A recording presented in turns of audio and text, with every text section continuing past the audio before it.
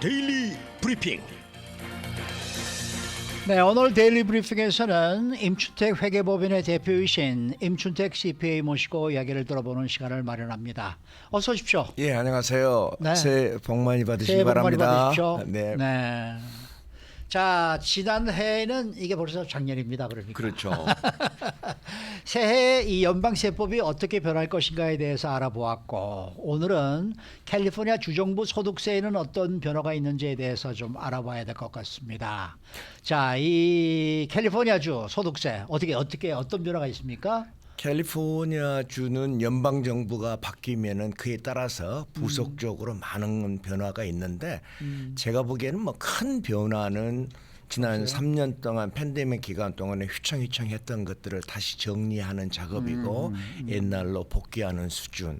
그다음에 해가 지남에 따라서 코스트 오브 리빙 어저스트먼트라고 보통 콜라라고 부릅니다. 네, 콜라. 예, 네, 네, 그 네. 콜라만큼 변화가 되니까 세법이 잘 자란 것들이 많이 변하죠. 네. 근데 뭐 저희들 이거에서 생업으로 하는 사람들도 다 모르고 지날 때가 많고 일반인들은 더더구나 모르고 많은 변화가 있지만은 조금만한 변화예요. 그리고 우리가 세금 보고한다 그러면 연방 소득세만 보고한다 그러는데 연방 소득세와 주정부 소득세가 항상 같이 나와요. 그렇죠. 예, 소득세 보고에는 앞에 한 20장은 연방 소득세, 맞아요. 뒤에 한 10장 정도는 주정부 소득세. 근데 이제 연방 소득세, 주정부 소득세가 다 똑같느냐? 다 달라요. 각 주마다. 각 주마다 각 주는 조세권이 있어요. 네, 네. 행정권이 있어요. 네. 사법권이 있어요. 그러니까 캘리포니아의 주만에도 거버너가 있죠. 아. 상하원이 있죠. 대법원이 있죠. 그러니까 조세권이 다 있는 캘리포니아가 있는가 하면은 그것을 만들고 집행하고 사법부 시스템을 만든다는 게 돈이 엄청나게 많이 들어가지 않습니까? 네. 그러면 조그마한 메인주 같은 데서는 그런 시스템을 갖춘다는 게 현실적으로 어려워요. 그러니까 연방 세금의 몇 프로? 그럼 간단하게 그냥 세금 뭐 연방 세금에다가 곱하기 얼마 해가지고 받는 주도 있고. 아예 소득세 없는 주도 있잖아요. 그러니까 그건 조그맣게 받는 주가 있고 그다음에 전혀 없는 주가 네. 있고 전혀 없는 주가 9개라고 우리가 많이 아는 것은 플로리다 그다음에 텍사스 그다음에 네바다 이런 엘라스카. 뭐 엘라스카 뭐 7, 9개가 있는데 한 우리가 많이 가는 사람들은 한 4개 스테이트에 세금이 없고 그다음에 아까도 이야기한 대로 그냥 프렛 레이트로 한 5% 내, 3% 내.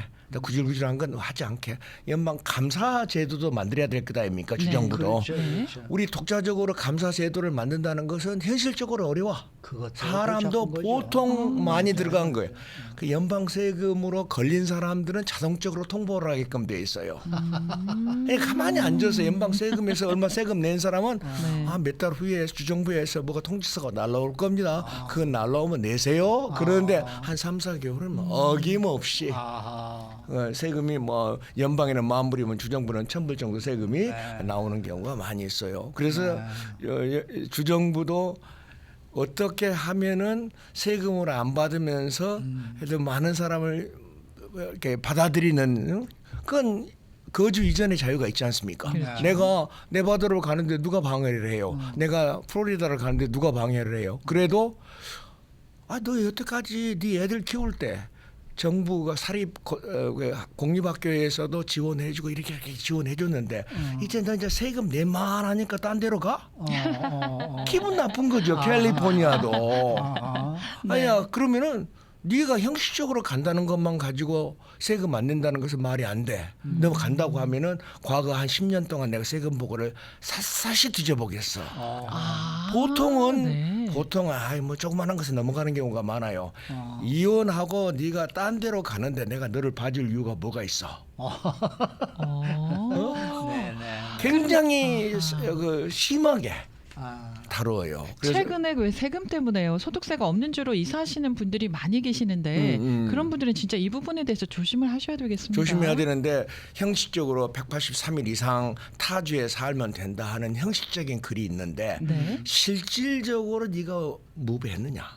나머지 여러 가지 모든 것은 여기다 놔두고 뭐 네바다에 가서 183일 살고 여기 와서 일주일간 열흘간 한 달간 산다고 하더라도 너의 거주지는 캘리포니아야.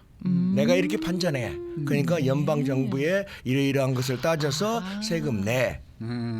근데 아까 이야기했지만 떠나는 사람한테 아량을 베풀 캘리포니아가 아니잖아요. 그래서 연예인들이요 주거지를 주소지는 뭐 헐리우드에 있는데 사는 곳은 영국이나 뭐 프랑스에 살기도 하고 또는 영국이나 프랑스에 사는데 또 뭐 캘리포니아에 와서 오랫동안 있기도 하고 그래갖고 그래서 그 세금 때문에요 탈세 혐의를 많이 받더라고요. 아 그러니까 뭐 특히 뭐 골프 선수들.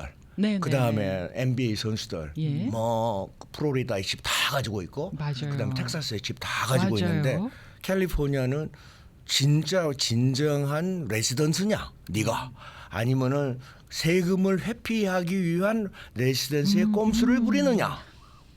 맞아요. 그렇네요. 그렇게 생각하니까 그 사람들이 그 감사는 보통 감사하고는 성격이 좀 다르죠. 우리로서는 그런 사람 꼭 잡아내서 세금 많이 내기를 바라죠. 내주기를, 네. 저는 그런 사람한테서 세금을 많이 징수하는 가버너를 뽑을 거예요. 아 그러니까요. 그 캘리포니아가 175년 동안 인구가 증가했어요. 최근 들어서 인구가 자꾸 톡을 줄잖아요. 줄고 있어요. 맞아요. 그런데 네. 돈 있는 사람이 세금을 내 가지고 정부가 운영이 돼야 되는데 그렇죠. 돈 있는 사람은 빠져나가. 자꾸 빠져나가. 네. 그러면은 그 사람들은 화 안 나겠어요? 이쁘게 볼 수가 없는 거예요. 그러니까 가시는 것은 뭐 자유입니다. 거주 이전의 자유가 있으니까 미국은. 그러나 여러 가지 고려될 사항을 많이 고려를 해야 된다. 아니면은 저도 뭐 그런 케이스를 한두 번 봤는데 좀 다른 세금에 감사를 하는 경우에는 좀 사정을 봐주는 것들이 많이 있어요. 이런 것들은 너는 나를 버리고 가는데 내가 너를 뭐가 도와줄 게 있겠어. 돈 낼 거 있으면 페널티 인트레스트 다 내. 이런 식으로 터프하게 나오는 경우가 많습니다. 네. 그러니까 이제 대부분은 연방법을 따라가고 있는 건데 예. 각 주에 따라서 또 다르게 또 적용하는 것도 또 있을 거 아니겠어요? 그렇죠. 그렇죠. 예를 들어서 뭐 부동산 같은 경우 뭐 이곳 캘리포니아에서는 뭐 이렇게 좀 뭐 상당액을 예납하도록 의무화한다 뭐 이런 얘기도 들었는데 그건 또 어떻게 달라지는 부동산 같은 경우에는 어. 레지던트나 난 레지던트 옛날에는 난 레지던트만 그런 리ኳ이어먼트를 했었는데 지금은 거주자들이 부동산을 팔면은 연방 그 에스크로에서 돈을 상당히 많이 떼놔 버려요. 연방은 어떤 사실이 발생하더라도 그 다음에 4월 15일까지 그 캐피탈 게인 텍스만 내면 돼요. 네. 근데 주정부는 안 내고 도망가 버릴 수도 있지 않겠는가라고 생각하기 때문에 사전에 타주로 가버릴 수도 있. 그러니까 그렇죠. 연방 세금은 프리페이드를 할 필요가 없지만 할 필요가 없어요. 주 정부 세금은 미리 내라. 예납을 해 놔야 된다 예. 이거군요. 그 레이트가 한 돈 1,000불, 2,000불이라면 that's okay 하고 내죠. 네. 그로스 어마운트의 3.33%예요. 100만 불짜리 집이 3만 불이에요. 3만 3천 오, 불이에요. 맞네요. 적지 않죠. 적지 근데 않네. 많은 분들이 한국 분들이 그냥 그 내용을 다 그 에스크로 크로싱 스테이트먼트를 다 아시는 분도 있지만 모르는 분들은 항목 하나에 막 3만 3천 불, 3만 5천 불이 들어가도 잘 모르는 경우가 많아요. 그러니까 그것은 세금이라고 하기보다는 세금에 해당되는 예납 세금이다. 예납. 그러니까 내년도에는 반드시 내가 세금 낼 거 없으면은 찾을 수 있는 베이시스예요. 근데 많은 조항 중에서 세금을 적게 내거나 안 낼 수 있는 조항들이 많이 있으니까 그 부동산을 팔 경우에는 전문인들한테 좀 상담을 해가지고 적게 내거나 내년도에 받을 수 있다 하더라도 1년 후에 받는 것은 오늘 안 내는 것이 더 나을 수도 있지 않습니까? 네. 그렇게 해가지고 하는 경우가 아니, 많이 잠깐. 있습니다. 그러면 캘리포니아주는 왜 그렇게 예금을 미리 내놓게 만드는 이유는 왜 그 집값이 올라간 만큼 세금을 받기 위해서인가요? 아니 그것은 뭐 금년에 예납을 받거나 내년도에 세금을 내는 거나 똑같은 논리로 적용을 하지만 내년도에 어디에 대한 세금이냐 이게? 아니 그 세금이란 것은 어. 토탈 판매 금액에서 어허. 자기가 투자한 금액을 빼서 아하. 그게 이제 캐피탈 그러니까 내가 게인이 되는 거야. 내가 부동산을 사놔서 그 동안에 번 돈에 대한 세금이다 이거죠. 그게 양도소득이죠. 아. 근데